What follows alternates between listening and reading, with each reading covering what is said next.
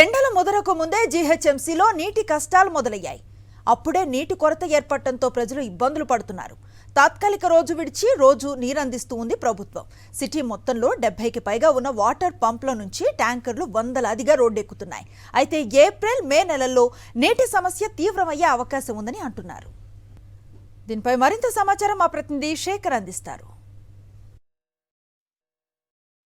Greater Hyderabad సిటీలో summer స్టార్టింగ్లోనే నీటి కష్టాలు మొదలయ్యాయనే చెప్పుకోవాలి. అయితే పూర్తి స్థాయిలో అది సిటీ వ్యాప్తంగా ఇంకా విస్తరించకపోయినప్పటికీ కూడా రానున్నటువంటి రోజుల్లో ఆ సమస్యలు వస్తాయన్నటువంటి అంశం కొంత చర్చనీయాంశంగా మారింది. బెంగళూరు తరహాలోనే హైదరాబాద్ నగరంలో కూడా ఆ నీటి ఎద్దడి కష్టాలు మొదలయ్యేటువంటి అవకాశాలు ఉంటాయన్నటువంటి చర్చ జరుగుతున్నప్పటికీ ప్రభుత్వం మాత్రం వాటన్నిటినీ కొట్టివేస్తూ ఉంది. ఆ వార్తలన్నింటినీ కొట్టివేస్తూ ఉంది. తెలంగాణ రాష్ట్రంలో రాబోయేటువంటి రోజుల్లో ముఖ్యంగా ఉన్నటువంటి ఇరిగేషన్కి సంబంధించినటువంటి ప్రాజెక్టుల్లో నీటి మట్టం అంతా కూడా తగ్గినటువంటి పరిస్థితులు ఉన్నాయి. ఇక గ్రేటర్ హైదరాబాద్ సిటీకి నీటిని సరఫరా చేస్తున్నటువంటి కృష్ణా బేసిన్లో కావచ్చు, గోదావరి బేసిన్లో కూడా నీటి ఎద్దడి కనిపిస్తూ ఉంది. ఇక ముఖ్యంగా ఎల్లంపల్లి లాంటి ప్రాజెక్టులో కూడా నీటి మట్టం తగ్గినటువంటి నేపథ్యంలో జంట నగరాలకు సప్లై చేస్తున్నటువంటి జంట జలాశయాలు ఉస్మాన్ సాగర్, నిజాం సాగర్లో నీటి స్థాయి కూడా కొంత తగ్గినటువంటి పరిస్థితులు ఉన్నాయి. ఇక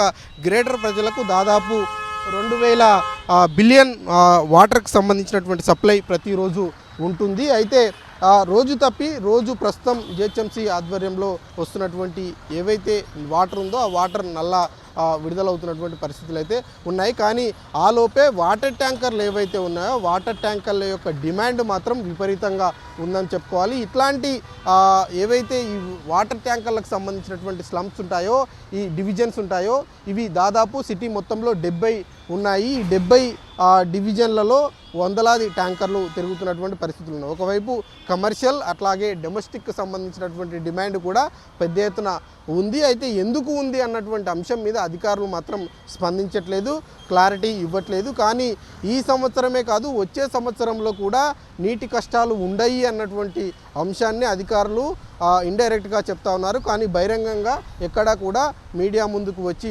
చెప్పేటువంటి పరిస్థితి అయితే కనిపించట్లేదు. ఇక ప్రస్తుతం ఇది మార్చి నెల మధ్యలో ఉన్నాము మనము.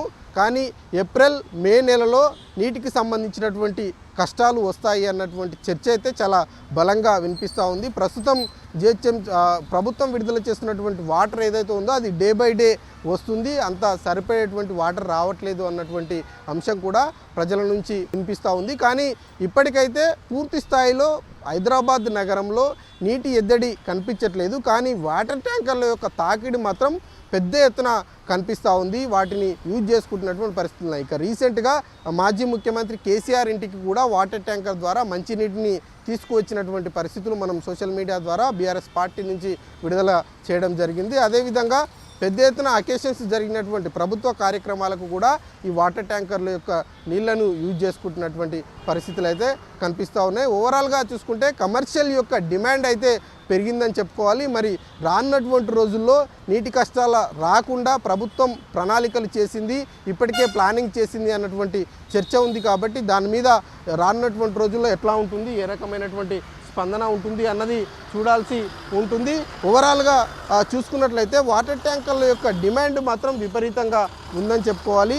నీటి కష్టాలకు సంబంధించినటువంటి అంశం మీద ప్రభుత్వం మాత్రం రానివ్వము ఎట్టి పరిస్థితుల్లో అన్నటువంటి విషయాన్ని చెప్తా ఉంది. కానీ బయట చూస్తున్నటువంటి డిమాండ్ను చూస్తే మాత్రం ఖచ్చితంగా వచ్చేటువంటి అవకాశాలు ఉంటాయి అన్నటువంటి చర్చ అయితే చాలా బలంగా వినిపిస్తూ ఉంది. మరి వీటి సమాధానం కాలమే చెప్పాలి అన్నది చూడాల్సి ఉంటుంది. వీడియో జర్నలిస్టు రంగనాయకులతో శేఖర్, సాక్షి టీవీ, హైదరాబాద్ నుంచి.